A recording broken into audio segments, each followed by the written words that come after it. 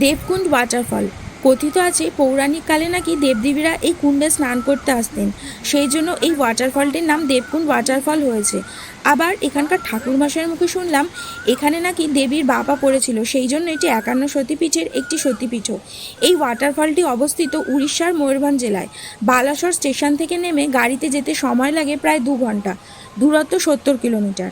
তবে দেবকুণ্ড ওয়াটারফলে যেতে গেলে আপনাদের বেশ কিছুটা হাঁটতে হবে, কারণ গাড়ি থেকে ফরেস্টের বাইরে আপনাদেরকে নামিয়ে দেওয়া হবে। প্রায় 5 কিলোমিটার ফরেস্টের মধ্যে দিয়ে হেঁটে যাওয়ার পর পৌঁছে যাবেন দেবকুণ্ড ওয়াটারফলের তলদেশে। তবে জঙ্গলের মধ্যে দিয়ে হাঁটতে বেশ ভালোই লাগবে। দেবকুণ্ড ওয়াটারফলের তলদেশে পৌঁছে যাওয়ার পর মন্দিরে পৌঁছতে আপনাদেরকে আরও 400 সিঁড়ি অতিক্রম করতে হবে। মনে ইচ্ছা আর পায়ে জোর থাকলে আপনারা এটি অবশ্যই করতে পারবেন, যেমন করে আমরা পেরেছি। তবে উপরে পৌঁছে এক অসাধারণ দৃশ্যের সাক্ষী থাকতে পারবেন।